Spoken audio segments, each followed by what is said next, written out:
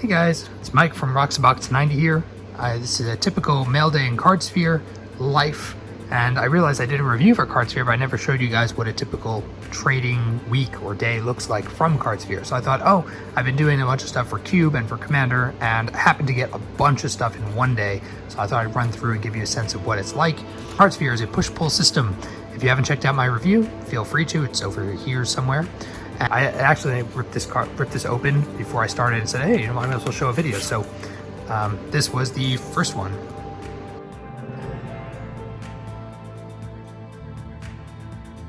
Oubliette from Double Masters. Great card.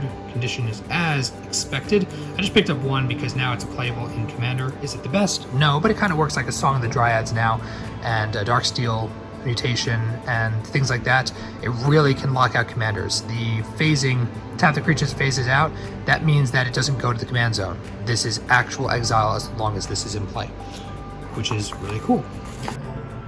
Masters Topper. Now I didn't really go for many of the toppers because I had mixed feelings about a lot of the art, and the pricing is still expensive on some of these. The ones I'm going to use for Cube, for example, have to be non-foil, so they're a little more expensive than the foils due to a bunch of things. But anyway, this is the Goblin Guide. It's just pretty sweet, and its condition is brand new as expected, and I really like this art. I really think it was great. And in fact, if you guys don't know, I'm going to be putting out a video hopefully this week with the art of Double Masters and talking a bit about the artistic end of things. I'm not going to be able to do anything like Ristic Studies, but I'm hoping it'll be entertaining and interesting regardless. So I'm happy to pick that up for the Cube.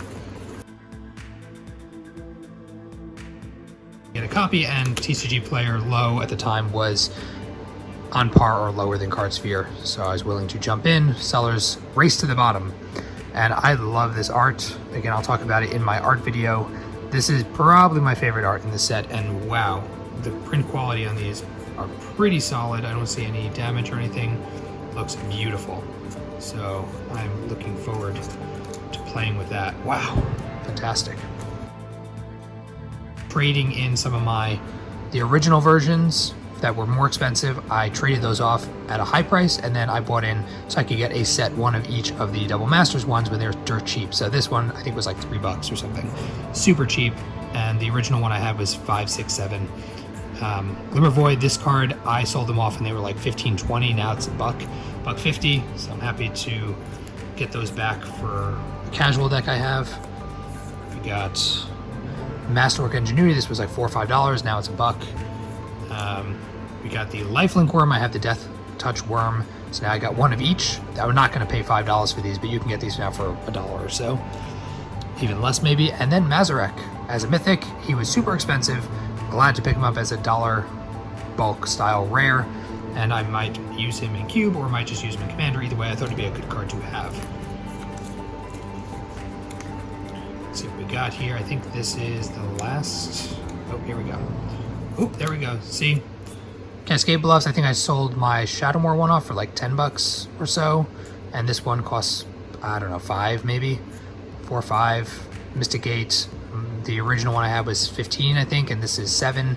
So that's what I'm talking about, is while the print run is still there, I would say in the next couple months, certainly over holiday season, try to pick these up really cheap, because these cards are really cheap in my mind, given where they've been in the past. And this is not nearly as wide printed. People are like, oh, Double Masters is so much product out there, and there is a lot of product for sure, but the filter lands don't see print very often.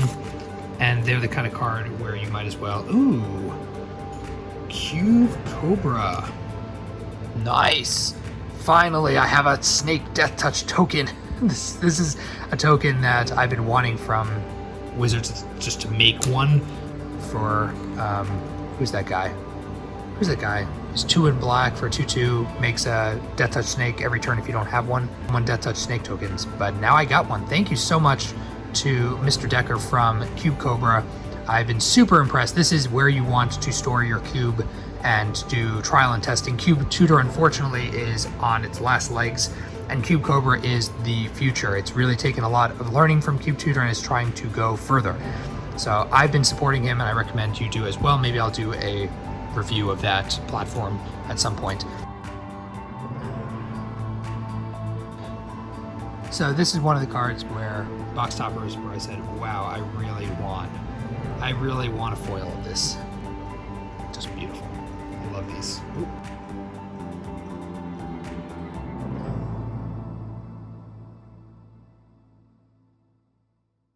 Double sleeved everything. Ooh boy. So Merciless Eviction. This card also Commander staple. I really like the layout on this one, and I traded off my Gate Crash one, got back like 70-80 cents, and then got this. So cool. Very nice. We got Imperial Recruiter. This guy, I was sitting and waiting, hoping he'd fall to $15 with the Eternal Masters one. He never did. And now they printed it again. I just sucked it up and just finally got my copy. He's not a shoo-in for Cube, but in case I want to Testament Cube, I thought it'd be good to have a copy. And then Bloody Grove. So I'm making good progress. How many do we get today? We got Mystic Gate, Cascade Bluffs, Flooded Grove, Rugged Prayers. We got 4? That's pretty good.